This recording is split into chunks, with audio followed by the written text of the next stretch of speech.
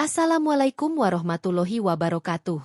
Selamat datang di cerita Mbak Sri, tempat di mana Mbak Sri cerita tentang cerita teman dan tetangga Mbak Sri yang berwarna-warni. Jadi cari tempat ternyaman buat nyimak cerita Mbak Sri kali ini. Sebelum itu Mbak Sri minta tolong like dan subscribe channel Mbak Sri ini, dan jangan lupa nyalakan lonceng notifikasinya. Clara Arga. Nama itu adalah sebuah oksiron dalam kehidupannya sehari-hari. Di satu sisi, ia adalah Clara, seorang wanita muda dengan penampilan sederhana, rambut yang sering diikat asal-asalan, kemeja longgar yang mungkin sudah sedikit usang, dan celana jeans yang nyaman namun jauh dari kesan mewah. Ia tinggal di sebuah apartemen studio kecil di pinggiran kota, area yang ramai dengan suara klakson, pedagang kaki lima, dan aroma masakan dari berbagai warung. Dapur kecilnya hanya berisi peralatan seadanya, dan lemarinya tak dipenuhi deretan gaun desainer melainkan pakaian kasual yang praktis untuk mobilitas tinggi. Pekerjaannya beragam. Kadang ia menjadi barista paruh waktu di sebuah kafe kecil, kadang membantu di toko buku independen, atau sesekali menerima pekerjaan lepas sebagai asisten riset daring. Pendapatannya pas-pasan, seringkali harus berhitung cermat untuk membayar sewa, kebutuhan sehari-hari, dan sesekali membeli buku atau kopi yang menjadi kegemarannya. Ia sering naik transportasi umum, berdesakan di KRL atau Transjakarta, merasakan langsung denyut nadi kota yang keras dan tak kenal ampun. Ia tahu bagaimana rasanya mengkhawatirkan uang sewa, bagaimana rasanya harus memilih antara membeli makanan enak atau menabung untuk kebutuhan mendesak. Namun, di sisi lain, Clara adalah pewaris tunggal dari keluarga Arga. Sebuah nama yang diucapkan dengan nada hormat dan sedikit gentar di kalangan pebisnis dan sosialita kota. Keluarga Arga menguasai sebagian besar industri properti, perhotelan, media, dan teknologi di ibu kota. Gedung-gedung pencakar langit berlogo Arga Corporation menjulang gagah di jantung kota. Hotel-hotel bintang 5 mereka selalu penuh dengan tamu-tamu penting. Media mereka membentuk opini publik, dan inovasi teknologi mereka mengubah cara hidup banyak orang. Ayah Clara, Tuan Arga, adalah seorang visioner, namun juga seorang yang sangat menjunjung tinggi nilai-nilai perjuangan dan kerendahan hati. Ia telah membangun kerajaan bisnisnya dari nol, dengan keringat dan tekad baja. Ia melihat bagaimana anak-anak dari keluarga kaya lainnya seringkali tumbuh manja, kurang menghargai kerja keras, dan tenggelam dalam kemewahan yang mereka dapatkan tanpa usaha. Ia tidak menginginkan nasib yang sama untuk putri semata wayangnya, Clara. Maka, ketika Clara memasuki usia dewasa, Tuan Arga membuat sebuah keputusan yang mengejutkan. Ia meminta Clara untuk menjalani kehidupan ganda. Ia ingin Clara merasakan bagaimana rasanya hidup tanpa privilese kekayaan, tanpa nama besar keluarga di belakangnya. Clara, kata Tuan Arga suatu malam di ruang kerjanya yang luas, dikelilingi rak-rak buku berisi literatur bisnis dan filsafat. Kekayaan itu seperti pedang bermata dua. Bisa jadi alat untuk membangun, tapi juga bisa menghancurkan. Aku ingin kau tahu nilai sebenarnya dari kerja keras, dari setiap rupiah yang kau hasilkan. Aku ingin kau mengerti apa itu empati, bagaimana rasanya berjuang, bagaimana rasanya menjadi bagian dari mayoritas masyarakat, bukan segelintir elit. Clara, yang sejak kecil selalu diajarkan untuk mandiri dan rendah hati oleh ayahnya, menyambut ide itu dengan antusias. Ia melihatnya sebagai sebuah petualangan, sebuah kesempatan untuk belajar dan tumbuh. Ia menyadari bahwa di balik kemewahan yang ia nikmati, ada dunia lain yang sama sekali berbeda. Dunia yang tak pernah ia sentuh secara langsung. Selama beberapa tahun terakhir, ia telah menjalani peran ini dengan sangat meyakinkan. Hanya segelintir orang yang tahu rahasianya. Tuan Arga sendiri, pengacara keluarga yang sangat dipercaya, dan kepala keamanan yang bertugas secara diam-diam memantau keselamatannya dari jauh. Bahkan ibunya, yang meninggal dunia beberapa tahun lalu, adalah orang yang sangat mendukung ide ini, karena ia juga berasal dari keluarga sederhana sebelum menikah dengan Tuan Arga. Penyamaran Clara bukan hanya tentang tempat tinggal dan pekerjaan. Itu juga tentang sikap. Ia sengaja tidak mengikuti tren mode terbaru, menghindari tempat-tempat mewah yang menjadi langganan sosialita, dan membatasi interaksinya dengan lingkaran sosial lamanya. Ponselnya adalah model lama yang sederhana. Ia tidak punya asisten pribadi, dan ia selalu membawa tas jinjingnya sendiri. Ia bahkan belajar cara memperbaiki keran yang bocor atau mengganti lampu sendiri, hal-hal kecil yang mungkin tidak pernah dilakukan oleh Clara Arga yang sebenarnya. Melalui penyamaran ini, Clara menemukan banyak hal. Ia belajar arti persahabatan sejati dari rekan-rekan kerjanya yang sederhana namun tulus. Ia melihat bagaimana orang-orang berjuang setiap hari untuk bertahan hidup, namun tetap mempertahankan senyum dan harapan. Ia merasakan langsung kehangatan komunitas di lingkungan apartemennya yang padat, di mana tetangga saling membantu dan berbagi cerita. Ia juga belajar banyak tentang dirinya sendiri, ketangguhannya, kemampuannya beradaptasi, dan betapa ia menghargai setiap momen kecil yang ia dapatkan dari hidup yang normal ini. Namun, ada satu hal yang masih menjadi tantangan bagi Clara: percintaan. Ia selalu bermimpi menemukan seseorang yang mencintainya apa adanya, bukan karena status atau kekayaannya. Penyamaran ini adalah ujian terberat bagi hatinya.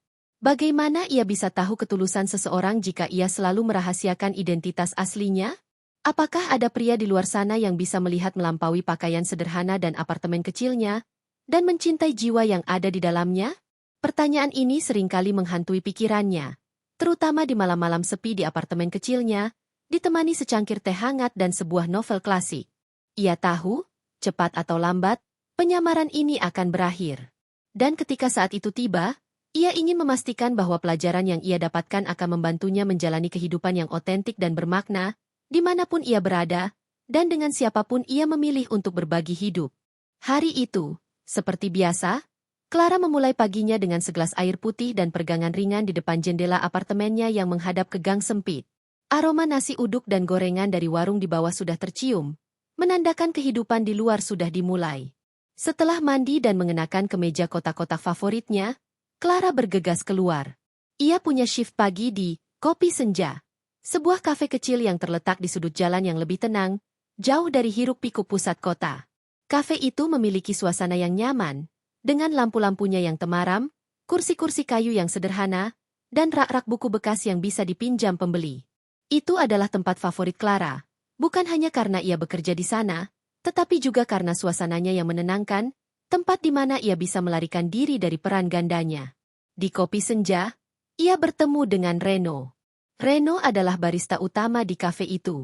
Usianya mungkin sedikit lebih tua dari Clara, sekitar akhir 20-an.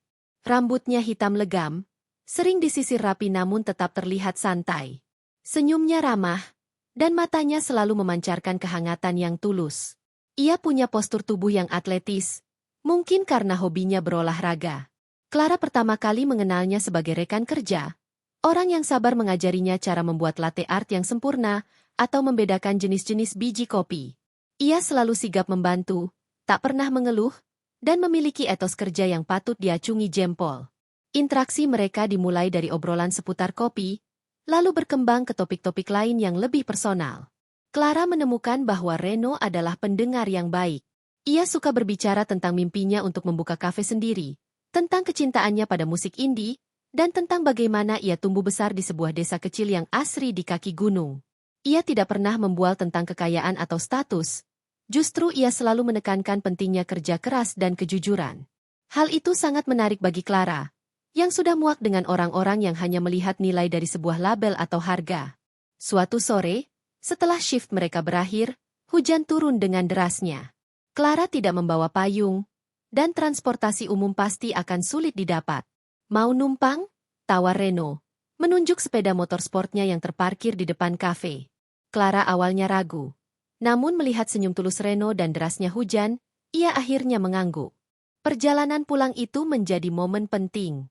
Mereka terjebak macet, dan selama perjalanan itu mereka banyak mengobrol.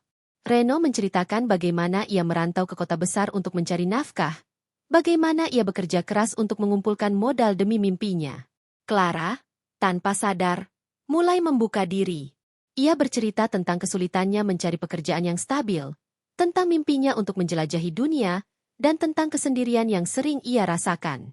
Tentu saja, ia tidak menyebutkan satupun detail tentang identitas aslinya. Ia berbicara tentang kehidupannya yang miskin, dengan begitu alami, seolah itu adalah satu-satunya kebenaran. Reno mendengarkan dengan penuh perhatian. Ia tidak menghakimi, justru menunjukkan empati. Hidup memang tidak mudah, Clara, katanya saat mereka berhenti di lampu merah, suaranya sedikit tertelan oleh deru hujan. Tapi yang penting kita tidak menyerah, kan? Setiap perjuangan itu ada hikmahnya. Kata-kata Reno terasa begitu menenangkan bagi Clara. Ia merasa nyaman berada di dekat pria itu, merasakan ketulusan yang jarang ia temukan di dunia yang penuh kepalsuan. Pertemuan-pertemuan setelah itu menjadi semakin sering. Mereka mulai menghabiskan waktu bersama di luar jam kerja. Kadang mereka pergi ke perpustakaan kota, membahas buku-buku yang mereka baca. Kadang mereka menjelajahi pasar tradisional, mencoba makanan kaki lima yang lezat. Reno tidak pernah menawarkan untuk membelikan barang-barang mahal untuk Clara, dan Clara sangat menghargai itu. Ia tidak ingin Reno merasa perlu menunjukkan kemampuannya secara finansial. Justru, Reno sering membuatkan kopi spesial untuk Clara, atau membawakan kue-kue kecil dari kafe. Hadiah-hadiah kecil itu jauh lebih bermakna bagi Clara daripada perhiasan mahal atau gaun desainer. Clara mulai merasakan sesuatu yang lebih dari sekadar pertemanan. Ia menyukai cara Reno menatapnya, cara ia tertawa, dan cara ia berbicara dengan penuh semangat tentang masa depannya. Reno tidak melihatnya sebagai seorang wanita yang membutuhkan bantuan finansial, melainkan sebagai seorang individu yang kuat dan mandiri. Itu adalah hal yang sangat berharga bagi Clara. Ia merasakan getaran aneh di hatinya setiap kali Reno menyentuh tangannya secara tidak sengaja, atau saat Reno tersenyum padanya. Malam-malam di apartemennya tidak lagi terasa sepi.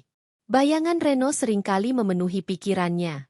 Ia mulai membayangkan masa depan yang sederhana namun bahagia bersama Reno. Sebuah kehidupan tanpa kemewahan berlebih, namun penuh dengan cinta dan ketulusan. Pertanyaannya, apakah ia harus mengungkapkan identitas aslinya kepada Reno? Apakah Reno akan tetap mencintainya jika ia tahu bahwa Clara adalah pewaris Arga Corporation, bukan barista atau asisten riset daring biasa? Ketakutan itu besar. Ia tidak ingin merusak apa yang telah mereka bangun. Ia ingin Reno mencintainya karena dirinya yang apa adanya, bukan karena nama Arga di belakang namanya. Rasa takut itu membuat Clara memutuskan untuk tetap merahasiakan identitasnya. Setidaknya, untuk saat ini, ia ingin menikmati momen-momen sederhana ini, di mana ia bisa menjadi Clara seutuhnya, tanpa beban dari nama besar yang ia sandang. Ia berharap, ketulusan Reno akan lebih kuat dari godaan dunia luar. Kebahagiaan sederhana yang dirasakan Clara bersama Reno mulai terusik dengan kemunculan seorang wanita bernama Luna. Luna bukan tipikal wanita yang bisa diabaikan. Ia memiliki kecantikan yang mencolok, rambut panjang bergelombang yang selalu tertata rapi, riasan wajah sempurna yang menonjolkan mata indahnya, dan pakaian-pakaian modis yang selalu mengikuti tren terbaru. Auranya memancarkan kepercayaan diri yang terkadang mendekati arogansi. Clara pertama kali melihat Luna di kopi senja, tempat ia dan Reno bekerja. Luna datang bukan sebagai pelanggan biasa, melainkan dengan tujuan yang jelas, menarik perhatian Reno. Awalnya, Clara mengira Luna hanyalah salah satu dari sekian banyak penggemar Reno. Reno memang memiliki daya tarik tersendiri, ramah, perhatian, dan selalu siap mendengarkan. Banyak pelanggan wanita yang sering berusaha mendekatinya. Namun, Luna berbeda. Ia tidak hanya sekadar mengagumi, tetapi secara aktif berusaha menyingkirkan siapapun yang dianggapnya sebagai saingan. Dan dalam kasus ini, saingan itu adalah Clara. Luna mulai sering mengunjungi kopi senja, selalu pada jam-jam di mana Reno sedang bekerja. Ia akan memesan kopi yang sama berulang kali, hanya untuk punya alasan berinteraksi dengan Reno. Ia tak segan melontarkan pujian-pujian genit, bahkan mengabaikan kehadiran Clara yang berdiri di samping Reno.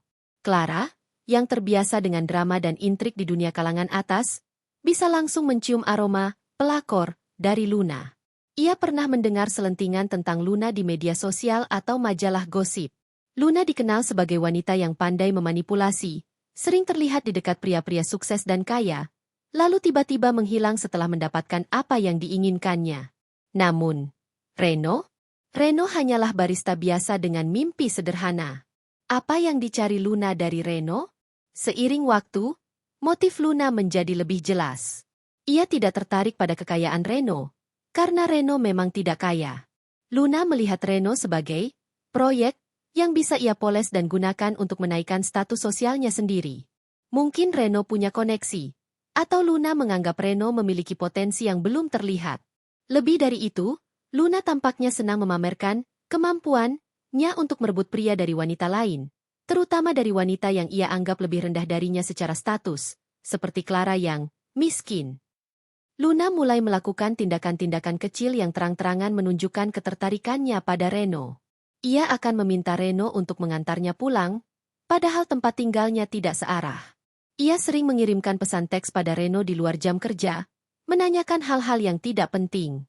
Reno, yang pada dasarnya polos dan tidak terlalu peka terhadap intrik semacam itu, awalnya hanya menganggap Luna sebagai pelanggan yang ramah.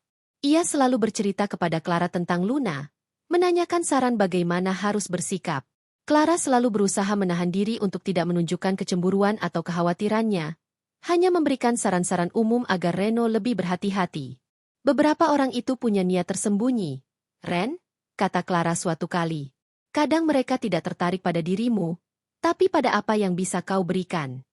Reno hanya mengernyitkan dahi, tidak sepenuhnya memahami maksud Clara. Namun, Luna tidak berhenti di situ. Ia mulai secara terang-terangan menunjukkan ketidaksukaannya pada Clara. Saat Clara sedang membuatkan kopi untuknya, Luna akan sengaja memesan dengan nada meremehkan, bahkan kadang melemparkan senyum sinis yang mengganggu. Kopi ini harus sempurna, ya, katanya suatu hari, menatap Clara dari atas ke bawah. Aku tidak suka yang asal-asalan, apalagi dari orang yang kurang berpengalaman. Clara hanya tersenyum tipis, menahan diri untuk tidak membalas. Ia tahu, membalas perlakuan Luna hanya akan membuat dirinya terlihat tidak profesional dan menuruti permainan Luna. Suatu sore, ketika kopi senja tidak terlalu ramai, Luna datang dan duduk di meja dekat konter. Ia sengaja mengobrol keras dengan Reno, menceritakan tentang barang-barang bermerek yang baru dibelinya, tentang liburannya ke luar negeri, atau tentang teman-temannya yang kaya raya. Semua itu diucapkan dengan nada pamer, dan matanya sesekali melirik Clara yang sedang membersihkan meja, seolah ingin memastikan bahwa Clara mendengar semua omongannya. Aku baru saja beli tas Hermes terbaru, Ren. Harganya lumayan, sih, tapi sepadanlah untuk tampil gaya, kata Luna, mengibaskan rambutnya. Kau tahu, tidak semua orang bisa mengerti nilai fashion. Ada yang lebih suka pakai baju lusuh dan tas belanja, kan? Kalimat terakhir itu diucapkan Luna dengan nada sindiran yang jelas tertuju pada Clara. Clara hanya berpura-pura tidak mendengar, terus mengelap meja dengan gerakan tenang. Hatinya memang sedikit riris, namun ia tetap teguh pada penyamarannya. Ini adalah bagian dari pelajaran yang harus ia hadapi. Puncaknya adalah ketika Luna mulai mengajak Reno keluar. Awalnya hanya sekadar makan siang, lalu berlanjut ke acara nonton film atau konser kecil. Reno selalu meminta izin pada Clara, menjelaskan bahwa Luna hanya teman, atau bahwa ia merasa tidak enak menolak karena Luna adalah pelanggan setia.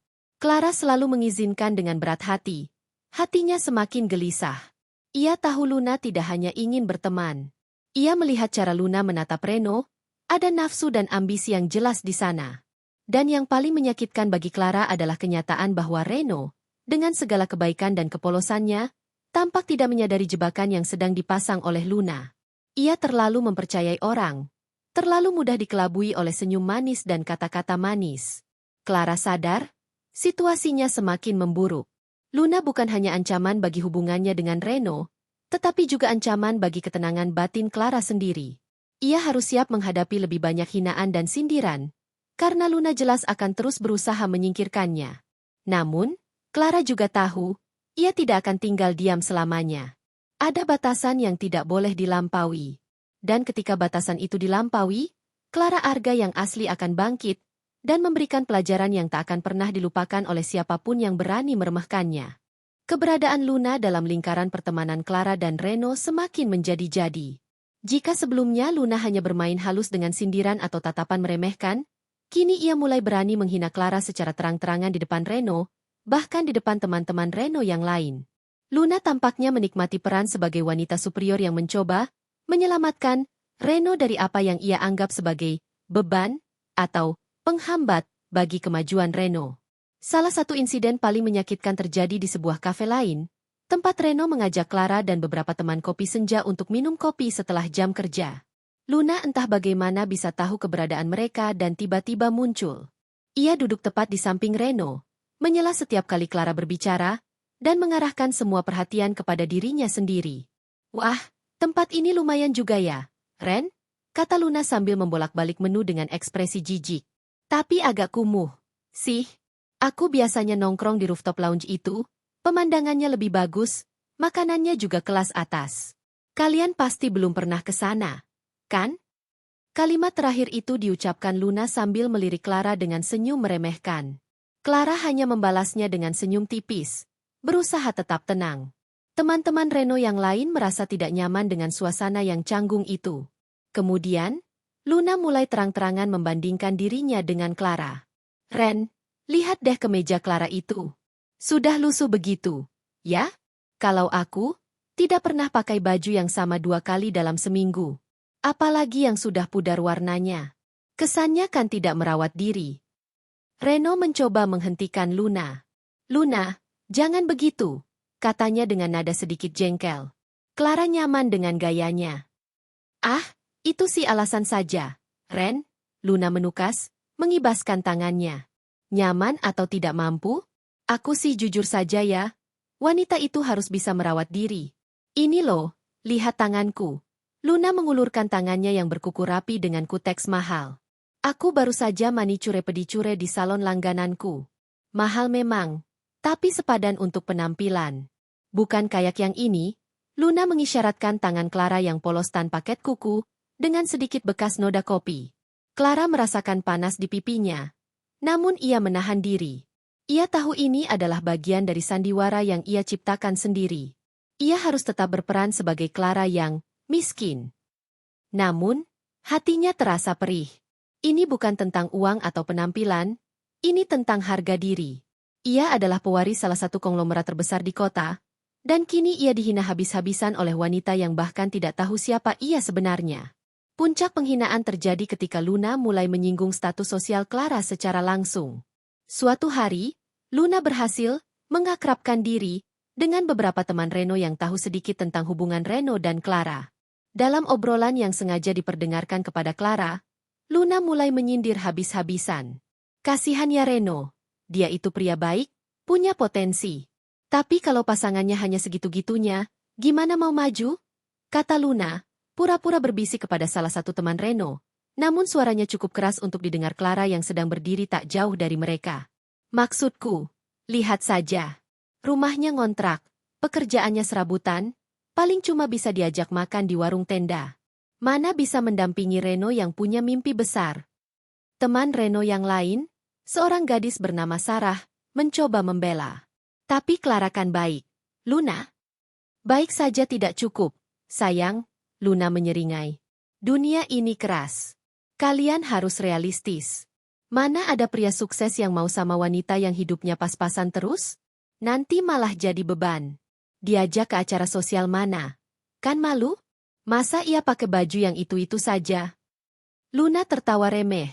Dan tawa itu bagai belati yang menusuk hati Clara. Yang paling membuat Clara sakit hati adalah ekspresi Reno. Reno tampak tidak nyaman. Ia mencoba membela Clara dengan kalimat-kalimat yang lemah. Seperti, Luna, jangan keterlaluan, atau, Clara tidak seperti itu. Namun, ia tidak tegas. Ia tidak menghentikan Luna. Ia tidak bangkit dan membawa Clara pergi dari sana. Sikap pasif Reno, keraguannya untuk membela Clara secara penuh, justru menambah luka di hati Clara. Apakah Reno mulai terpengaruh omongan Luna? Apakah ia mulai melihat Clara sebagai beban? Seperti yang Luna katakan?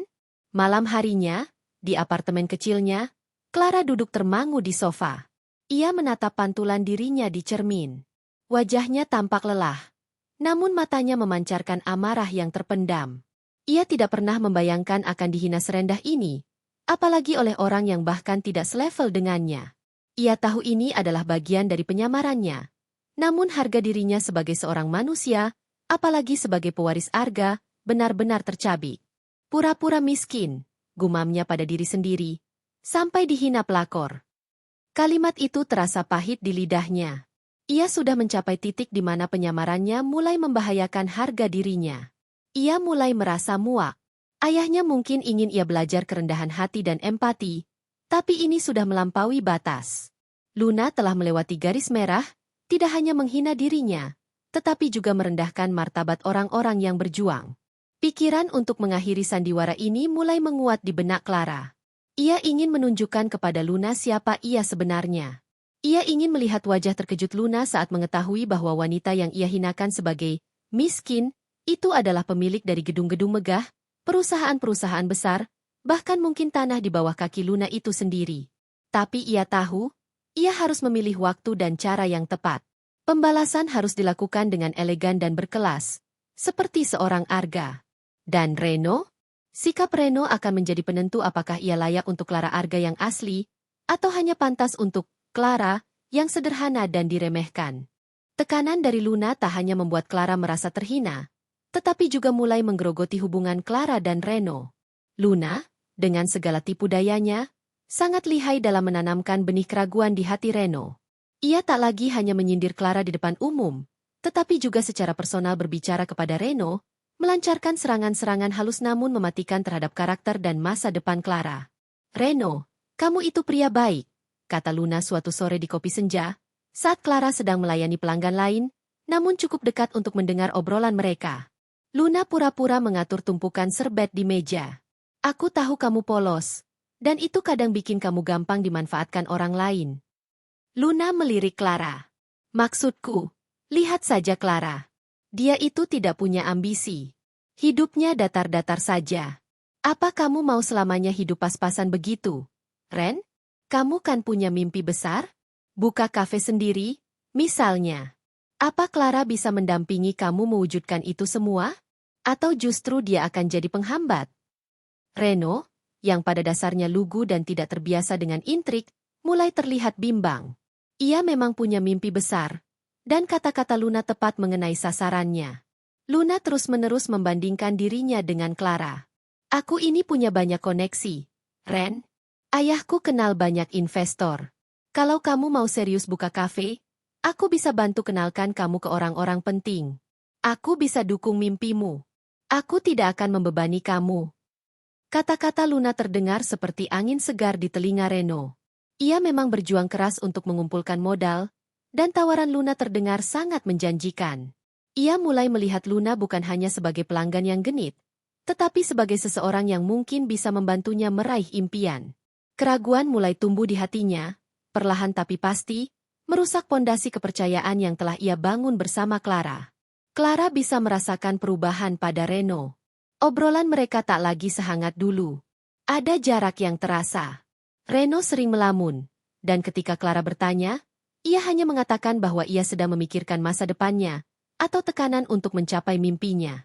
Reno mulai menghabiskan lebih banyak waktu dengan Luna, dengan alasan membahas peluang bisnis, atau memperluas koneksi. Mereka sering terlihat makan siang bersama di restoran yang lebih mewah, tempat yang tidak pernah Clara kunjungi dengan Reno.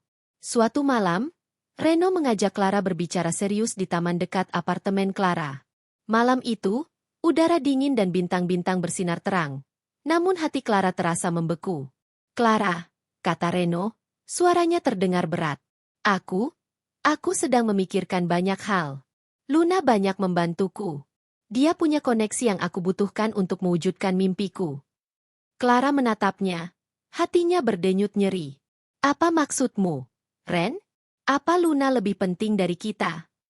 Reno menghela napas. "Bukan begitu, Clara. Luna itu ambisius. Dia bisa memberiku apa yang tidak bisa kamu berikan. Maksudku, kamu tahu, kamu sendiri kan juga berjuang untuk hidup. Aku tidak mau membebani kamu dengan mimpiku. Aku ingin kamu bahagia, dan aku merasa, aku tidak bisa memberikan masa depan yang mewah untukmu saat ini." Kata-kata Reno bagai tamparan keras bagi Clara. Ia merasa dikhianati. Selama ini ia mati-matian menyembunyikan identitas aslinya demi mencari cinta yang tulus. Dan sekarang, pria yang ia cintai justru meragukannya karena tidak bisa memberikan masa depan mewah. Ironi itu begitu menusuk. "Jadi, kamu berpikir aku ini beban, Ren?" tanya Clara. Suaranya bergetar menahan emosi. Reno terdiam, tak bisa menjawab. Keraguannya sudah terlalu dalam. Ia sudah terlalu banyak dicuci otak oleh Luna, yang terus-menerus menekankan bahwa Clara adalah penghalang bagi ambisi Reno. Luna berhasil menciptakan ilusi bahwa ia adalah satu-satunya jalan menuju kesuksesan Reno, dan Clara adalah belenggu yang menahan Reno. Meskipun Clara ingin berteriak dan mengungkap siapa dirinya, nalurinya menahan. Ia ingin melihat sejauh mana Reno akan jatuh ke dalam perangkap Luna. Ia ingin tahu apakah Reno benar-benar mencintainya atau hanya terpikat pada janji-janji manis tentang kesuksesan. Ia ingin memberi Reno kesempatan terakhir untuk membuktikan kesetiaannya. Tapi, dari sorot mata Reno yang penuh keraguan, Clara tahu, hubungannya dengan Reno sudah diambang kehancuran. Hatinya hancur. Namun api amarah dan keinginan untuk membuktikan diri mulai menyala di dalam dirinya. Pernyataan Reno di taman malam itu menjadi titik balik bagi hubungan mereka. Meskipun Reno tidak secara eksplisit mengatakan ingin putus, sikapnya, keraguannya, dan waktu yang ia habiskan bersama Luna semakin jelas menunjukkan bahwa ia telah memilih jalan yang berbeda. Hati Clara terasa remuk. Ia melihat bagaimana Reno yang dulunya polos dan tulus, kini mulai terpengaruh oleh ambisi dan janji-janji kosong dari Luna. Situasi di kopi senja juga menjadi semakin tidak nyaman. Luna kini berani terang-terangan bermesraan dengan Reno di depan Clara, seolah ingin menunjukkan bahwa ia telah memenangkan pertempuran. Ia akan mengaitkan lengannya ke lengan Reno, atau tertawa genit sambil menyentuh bahu Reno, selalu sambil melirik Clara dengan senyum kemenangan. Clara selalu menjaga ekspresinya tetap datar, namun hatinya berteriak kesakitan. Suatu siang, saat kopi senja sedang sepi, Luna datang membawa sebuah tas belanja besar dari butik mewah. Ia meletakkannya di meja kasir, tepat di depan Clara yang sedang membersihkan meja. "Ren, lihat deh, aku baru beli kemeja ini untukmu," kata Luna dengan suara manja. Ia mengeluarkan kemeja branded yang mahal dari tasnya. "Aku yakin kamu akan terlihat sangat tampan memakainya. Ini jauh lebih bagus daripada kemeja-kemeja lamamu itu." Reno tersenyum canggung. "Terima kasih, Luna. Tapi kamu tidak perlu repot-repot." "Oh, tentu saja perlu," sergah Luna, sambil membelai kemeja itu. "Aku ingin kamu selalu tampil terbaik. Aku ingin kamu terlihat seperti pria sukses yang akan datang. Aku tidak ingin kamu terlihat seperti orang biasa." Luna melirik Clara dengan sengaja. Beberapa orang memang tidak mengerti pentingnya penampilan. Tapi aku tahu kamu, Ren, kamu punya potensi besar. Kamu harus dikelilingi oleh hal-hal yang mendukung potensimu, bukan yang menahannya. Clara tidak tahan lagi. Ia merasa seolah-olah ia adalah semacam sampah yang harus dibersihkan dari kehidupan Reno. Ia mendongak, menatap Luna dengan mata yang menyala, meski ekspresinya tetap tenang. "Saya rasa, penampilan tidak selalu mencerminkan nilai seseorang, Luna," kata Clara dengan suara datar namun tegas. "Kadang, yang terlihat biasa justru menyimpan potensi yang jauh lebih besar dari yang bisa dibayangkan." Luna mendengus. "Oh, benarkah? Kalau begitu, buktikan saja. Sampai saat ini, yang aku lihat hanya kamu yang hidup pas-pasan, tidak punya apa-apa, dan hanya bisa membebani orang lain." Kata-kata itu bagaikan api yang menyambar bensin. Clara merasakan amarah yang memuncak. "Saya tidak pernah membebani siapapun, Luna," balas Clara, suaranya sedikit meninggi. "Dan Anda tidak tahu apa-apa tentang saya." Reno, yang melihat ketegangan ini, mencoba menengahi. Sudah, jangan bertengkar." "Ini bukan pertengkaran, Ren," kata Luna dengan nada sinis. "Ini hanya fakta. Aku tidak suka melihatmu bersama orang yang tidak seimbang denganmu. Kamu pantas mendapatkan yang lebih baik, Ren. Seseorang yang bisa membantumu naik ke puncak, bukan seseorang yang justru menarikmu ke bawah." Kata-kata Luna menusuk hingga ke tulang. Reno tidak membela Clara dengan tegas. Ia hanya terdiam, tampak serba salah. Hati Clara hancur berkeping-keping. Ia menyadari bahwa Reno sudah terlalu jauh terperosok ke dalam pengaruh Luna. Pria yang ia kira tulus mencintainya apa adanya, kini mulai melihatnya sebagai beban atau penghambat. Malam itu, Clara tidak bisa tidur. Ia memikirkan semua hinaan, semua sindiran, dan yang paling parah, keraguan di mata Reno. Penyamarannya sudah mencapai batasnya. Ia sudah terlalu lama menanggung semua ini. Rasa sakit hati yang ia rasakan jauh lebih besar daripada pelajaran yang ingin diberikan ayahnya. Ini bukan lagi tentang pembelajaran. Ini tentang harga diri dan keadilan. Clara akhirnya membuat keputusan. Ia tidak bisa lagi terus-menerus menjadi Clara yang miskin dan dihina. Ia adalah Clara Arga, pewaris tunggal dari kerajaan bisnis yang luas. Ia punya kekuatan, pengaruh, dan kemampuan untuk menyingkirkan Luna dari kehidupannya dan kehidupan Reno, jika ia mau. Dan yang terpenting, ia berhak mendapatkan respek. Ia tidak akan membiarkan Luna dan siapapun meremehkannya. Ia akan mengungkapkan identitas aslinya. Namun, ia tidak akan melakukannya secara sembarangan. Ia akan memilih waktu dan tempat yang tepat. Sebuah momen yang akan membuat Luna dan Reno terperangah. Sebuah momen yang akan menjadi pembalasan paling elegan dan tak terlupakan. Clara mulai merencanakan langkah selanjutnya.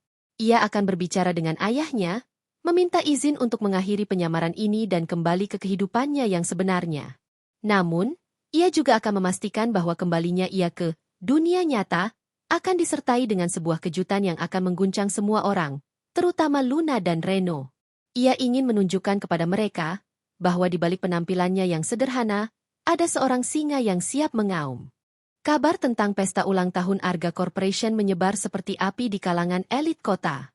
Ini bukan sekadar perayaan tahunan biasa. Ini adalah acara yang sangat dinanti-nantikan, sebuah pameran kekuatan, kemewahan, dan pengaruh keluarga Arga. Ayah Clara, Tuan Arga, dikenal selalu mengadakan pesta yang megah dan berkesan. Sebuah kesempatan bagi para pebisnis, politisi, dan sosialita untuk menjalin koneksi dan unjuk diri. Kali ini, undangan tersebar dengan lebih selektif, memicu rasa ingin tahu di kalangan yang tidak diundang. Isu yang beredar adalah bahwa Tuan Arga akan membuat pengumuman penting terkait masa depan perusahaannya, dan itu memicu spekulasi liar. Clara telah berdiskusi panjang dengan ayahnya setelah keputusan bulatnya untuk mengakhiri penyamaran. Tuan Arga, meskipun sedikit terkejut dengan cepatnya perkembangan situasi, memahami perasaan Clara. Ia melihat kematangan dan ketegasan di mata putrinya, bukti bahwa pelajaran hidup yang ia berikan telah membuahkan hasil. "Kau sudah siap, Nak," kata Tuan Arga, mengelus rambut Clara dengan sayang. "Sudah waktunya kau mengambil tempatmu yang sebenarnya. Aku bangga padamu." Maka, pesta ulang tahun Arga Corporation dipilih sebagai panggung untuk pengungkapan besar ini. Pesta itu diadakan di Grand Ballroom dari salah satu hotel bintang 5 milik keluarga Arga, sebuah ruangan megah dengan langit-langit tinggi, lampu kristal berkilauan, dan dekorasi bunga segar yang mewah. Karpet merah terhampar dari pintu masuk hingga ke panggung utama, di mana sebuah podium modern berdiri kokoh. Sejak siang, persiapan di apartemen penthouse pribadi Tuan Arga, tempat Clara biasanya tinggal, sudah sangat sibat. Clara tidak lagi mengenakan pakaian sederhana atau riasan minim. Penata rias dan penata rambut profesional bekerja dengan cermat, menonjolkan fitur wajah Clara yang anggun. Rambutnya ditata menjadi sanggul modern yang elegan, memperlihatkan leher jenjangnya. Untuk gaun, Clara memilih gaun malam panjang berwarna deep emerald green yang menakjubkan. Gaun itu terbuat dari sutra halus, jatuh dengan anggun di tubuhnya, dan memiliki belahan tinggi yang memperlihatkan kakinya yang jenjang. Desainnya sederhana namun sangat berkelas, dengan aksen kristal halus di bagian bahu yang berkilauan setiap kali ia bergerak. Perhiasan yang ia kenakan juga tidak berlebihan, hanya kalung berlian tipis yang melingkar di lehernya dan anting-anting menjuntai yang serasi, cukup untuk memancarkan aura kemewahan tanpa terkesan norak. Sepasang sepatu hak tinggi desainer melengkapi penampilannya.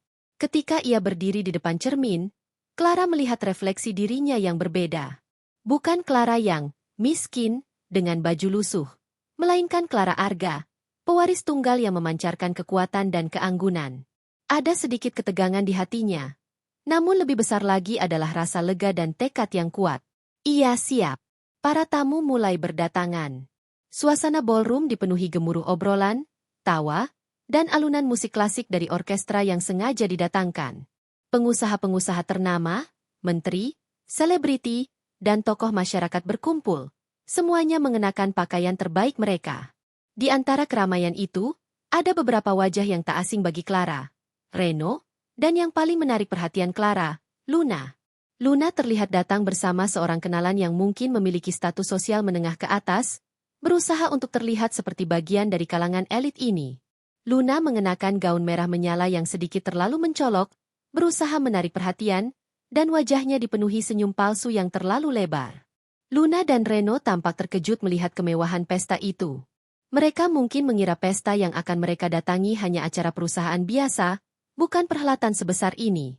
Luna berusaha menyapa beberapa tamu penting, sementara Reno terlihat sedikit canggung dan gugup di tengah keramaian. Pandangan Luna dan Reno secara tidak sengaja bertemu dengan Clara, yang sedang berdiri di samping ayahnya, Tuan Arga, di area VIP. Luna membelalakan matanya, seolah tidak percaya dengan apa yang ia lihat. Ia melihat seorang wanita yang sangat mirip dengan Clara yang miskin, namun memancarkan aura yang jauh berbeda, jauh lebih berkuasa dan memesona. Luna mencoba mencari-cari Clara yang biasa di antara kerumunan, namun tak menemukannya. Reno juga terlihat bingung. Matanya terus-menerus kembali ke arah Clara yang anggun itu, ada kilatan pengakuan yang samar di sana. Tepat pukul 8 malam, Tuan Arga naik ke podium. Seluruh ruangan hening. Lampu sorot menerangi dirinya. Tuan Arga mengucapkan pidato singkat tentang perjalanan perusahaan, berterima kasih kepada para karyawan dan mitra bisnis. Kemudian, ia mengambil jeda. Ekspresinya berubah serius. Namun ada senyum tipis di bibirnya. Bapak-bapak dan ibu-ibu sekalian, suara Tuan Arga menggelegar melalui pengeras suara. Malam ini, saya tidak hanya ingin merayakan kesuksesan Arga Corporation di masa lalu, tetapi juga ingin memperkenalkan masa depan dari perusahaan ini. Ia tersenyum, lalu menoleh ke arah Clara, yang kini mulai berjalan perlahan menaiki panggung, diiringi tatapan semua mata. Putri tunggal saya, satu-satunya pewaris saya, yang selama ini saya persiapkan untuk meneruskan tongkat estafet kepemimpinan. Tuan Arga mengulurkan tangannya ke arah Clara yang kini berdiri anggun di sampingnya. Izinkan saya memperkenalkan, Clara Arga. Seketika, bisikan dan decakan kagum memenuhi ruangan. Kamera-kamera wartawan yang diizinkan meliput acara itu langsung menyorot Clara. Kilatan flash kamera memenuhi ruangan. Luna terkesiap, tangannya menutup mulutnya, matanya membelalak tak percaya. Wajahnya yang tadinya sombong kini memucat pasi. Ia tak bisa berkata-kata. Reno, yang juga berdiri kaku di tempatnya, matanya terpaku pada Clara. Ia mengenali sorot mata itu, senyum tipis itu. Wanita di hadapannya, yang kini tampak begitu berkuasa, adalah Clara, wanita yang selama ini ia kira sederhana, wanita yang ia biarkan dihina di depannya. Sebuah penyesalan dan keterkejutan yang luar biasa membuncah di dada Reno. Dunia seolah berputar di sekelilingnya. Clara berdiri tegak di samping ayahnya, memancarkan aura yang tak terbantahkan. Ia menatap ke arah kerumunan, pandangannya mendarat sejenak pada Luna dan Reno. Senyum tipis, namun penuh makna, terukir di bibirnya. Ini baru permulaan. Setelah Tuan Arga memperkenalkan Clara sebagai pewaris tunggal, suasana di Grand Ballroom berubah drastis. Bisikan-bisikan, desas-desus, dan ekspresi terkejut terlihat di setiap sudut ruangan. Para tamu yang sebelumnya hanya mengagumi Tuan Arga, kini mengalihkan seluruh perhatian dan kekaguman mereka kepada Clara. Kartu nama dan tawaran kerjasama berdatangan seperti hujan. Clara, dengan senyum ramah namun berwibawa, menyalami tamu-tamu penting, menjawab pertanyaan wartawan dengan cerdas dan tenang, menunjukkan bahwa ia bukan hanya seorang pewaris, tetapi juga seorang wanita muda yang cerdas dan berkarakter. Di antara kerumunan yang terkejut, Luna dan Reno adalah dua orang yang paling terpukul. Luna, yang sebelumnya penuh percaya diri dan angkuh, kini tampak seperti patung lilin yang hampir meleleh. Wajahnya pucat pasi, matanya membelalak lebar, tak mampu memproses apa yang baru saja terjadi. Wanita yang selama ini ia rendahkan, ia hina, ia sebut miskin, dan tidak tahu diri, kini berdiri di panggung sebagai pewaris tunggal Arga Corporation, sebuah entitas bisnis yang jauh di atas jangkauannya. Hermes, perhiasan, liburan mewah yang sering ia pamerkan, semua itu tidak ada apa-apanya dibandingkan dengan kekayaan dan pengaruh keluarga Arga. Luna merasakan gelombang rasa malu dan bodoh yang luar biasa. Ia adalah pelakor yang selama ini mengincar pria berpotensi, namun ia telah meremehkan seorang pewaris sejati. Reno juga tidak kalah terkejutnya. Ia masih berdiri kaku, pandangannya terpaku pada Clara yang kini berbicara di depan mikrofon dengan suara yang jelas dan percaya diri. Setiap kata yang keluar dari bibir Clara, setiap gerak-gerik anggunnya, seolah menghantam Reno dengan kekuatan penuh. Kilas balik semua interaksinya dengan Clara, semua momen ketika ia meremehkan Clara karena kemiskinannya, atau ketika ia membiarkan Luna menghina Clara, berputar cepat di benaknya. Rasa penyesalan yang mendalam membanjiri dirinya. Ia telah mengkhianati kepercayaan Clara, wanita yang ia pikir tulus mencintainya apa adanya. Ia telah jatuh ke dalam rayuan Luna yang dangkal, hanya karena janji-janji manis tentang kesuksesan. Ia merasa sangat bodoh dan tak tahu malu. Setelah selesai menyapa beberapa tamu, Clara akhirnya turun dari panggung, ditemani oleh Tuan Arga. Ia berjalan perlahan di antara para tamu, membalas sapaan dengan senyum. Langkahnya mantap, penuh keyakinan. Pandangannya lurus ke depan, hingga akhirnya ia sampai di area di mana Luna dan Reno berdiri. Luna, melihat Clara mendekat, mencoba menguasai diri. Dengan wajah yang masih pucat, ia mencoba memaksakan senyum palsu. Clara. Ya ampun, aku tidak percaya. Selamat, ya. Aku tidak tahu kalau kamu. Arga Corporation. Aku sangat senang untukmu. Luna mencoba meraih tangan Clara, seolah-olah mereka adalah teman lama yang baru bertemu kembali. Namun, Clara tidak membalas uluran tangan Luna. Ia menatap Luna dengan sorot mata dingin yang membuat Luna bergidik. Tidak tahu? Suara Clara terdengar tenang, namun mengandung kekuatan yang mengintimidasi. Itu karena Anda tidak pernah repot-repot ingin tahu. Luna, Anda terlalu sibuk menilai orang dari penampilan luar mereka. Terlalu sibuk menghina dan meremehkan. Kerumunan kecil mulai terbentuk di sekitar mereka. Bisikan-bisikan penasaran terdengar. Tuan Arga berdiri di samping Clara, mengawasi dengan tenang, seolah tahu apa yang akan terjadi. Clara melanjutkan, suaranya sedikit meninggi agar dapat didengar oleh beberapa orang di sekitar mereka. Anda selalu mengatakan saya, miskin, tidak punya apa-apa, tidak pantas, untuk berada di lingkaran Anda. Anda bahkan menyebut saya, beban, bagi Reno. Anda memamerkan tas mewah Anda, perhiasan Anda, dan semua kemewahan palsu itu, hanya untuk merendahkan saya. Clara melirik ke arah tas Hermes Luna yang kini terlihat konyol di tangannya. Apakah Anda tahu, Luna, seluruh koleksi butik tempat Anda membeli tas itu bisa saya beli dalam sekejap mata? Wajah Luna semakin memucat, matanya berkaca-kaca menahan malu. Ia mencoba bicara, namun tak ada suara yang keluar. Anda juga mengatakan saya tidak memiliki ambisi, bahwa saya tidak akan bisa mendampingi Reno mencapai mimpinya. Clara melanjutkan, kini pandangannya beralih ke Reno. Padahal, saya sudah terbiasa membangun sesuatu dari nol, tanpa perlu pamer atau merendahkan orang lain. Kemudian, Clara menoleh sepenuhnya ke arah Reno, tatapannya menusuk. Reno, panggilnya. Suara Clara kini penuh dengan kekecewaan yang mendalam. Kamu membiarkan dia menghina saya, meremehkan saya. Kamu ragu pada saya, hanya karena dia menjanjikan jalan pintas menuju kesuksesan. Apakah kamu lupa semua yang kita bicarakan? Semua nilai yang kita junjung? Kamu memilih untuk percaya pada omongan orang lain, daripada pada hati dan intuisi kamu sendiri. Reno tak bisa mengangkat wajahnya. Ia merasa sangat malu, merasa ingin menghilang dari muka bumi. Clara, aku minta maaf. Bisiknya, suaranya bergetar. Aku benar-benar tidak tahu. Aku bodoh. Clara menghela napas, kekecewaan jelas terpancar di wajahnya. Aku harap kamu belajar sesuatu dari ini.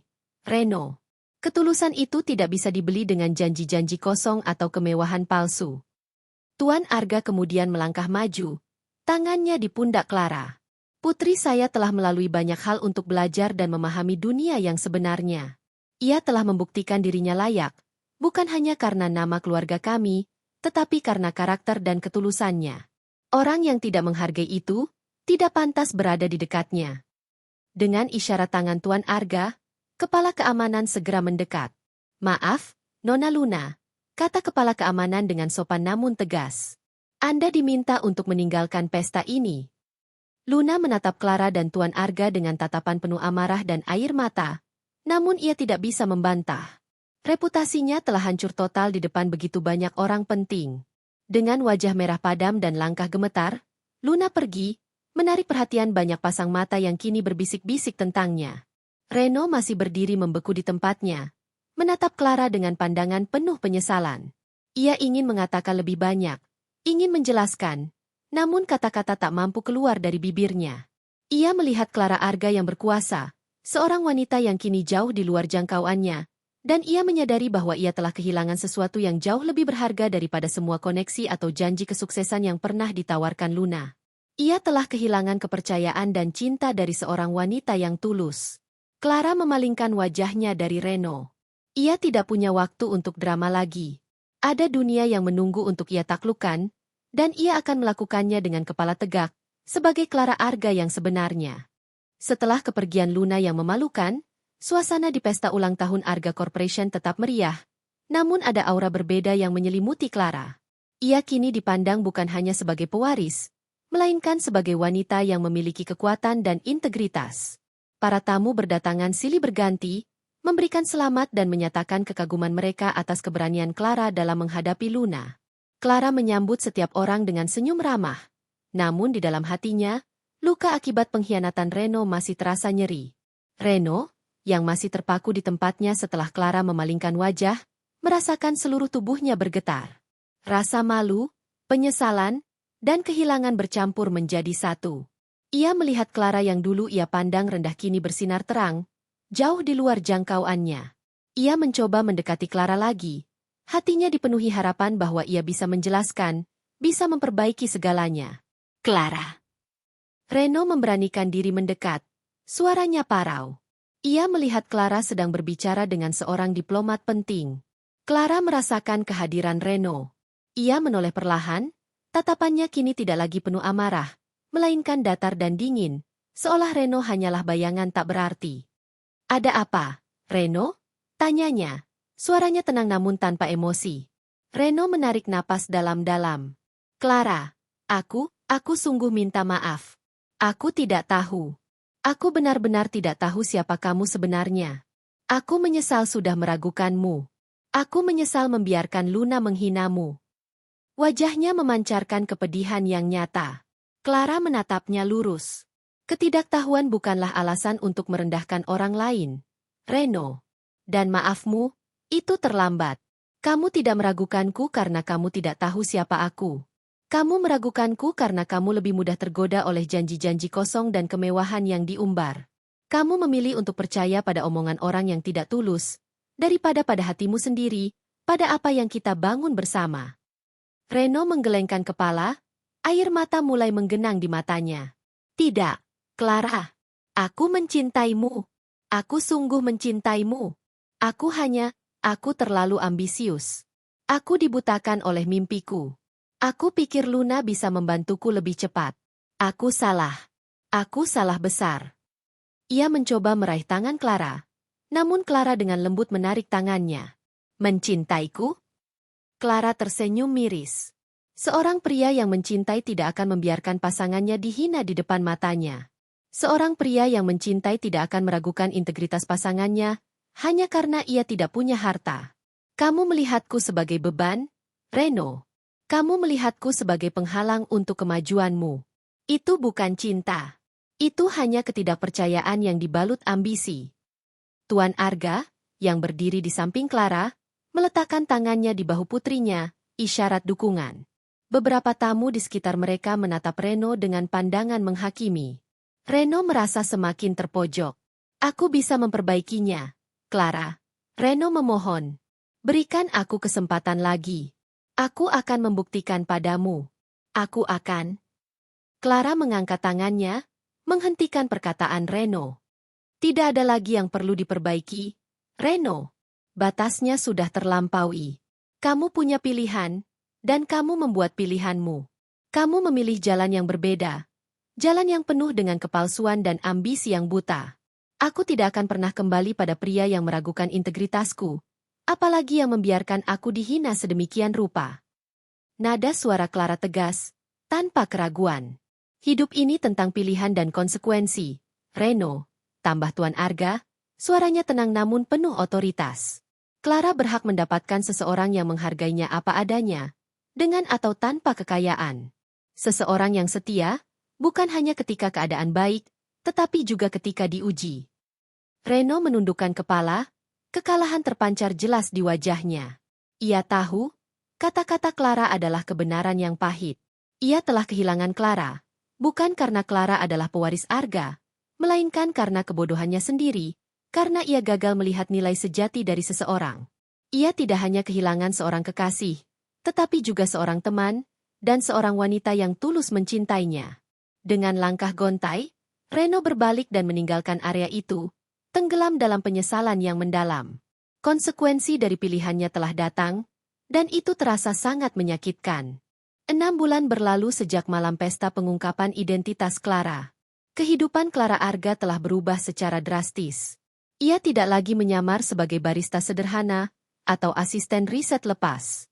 Kini, setiap pagi, Clara memasuki kantornya yang mewah di lantai tertinggi gedung Arga Corporation, disambut oleh staf yang penuh hormat. Ruang kerjanya luas, dengan pemandangan kota yang membentang di bawah, dan meja kerjanya dipenuhi dokumen bisnis, laporan keuangan, dan rencana strategis. Clara telah sepenuhnya menerima peran barunya sebagai pewaris dan pemimpin bisnis keluarga. Ia membuktikan bahwa ia tidak hanya mengandalkan nama besar ayahnya, melainkan juga memiliki kemampuan dan visi yang luar biasa.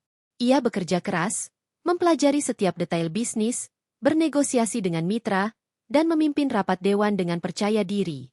Pengalamannya hidup sebagai orang biasa memberinya perspektif unik.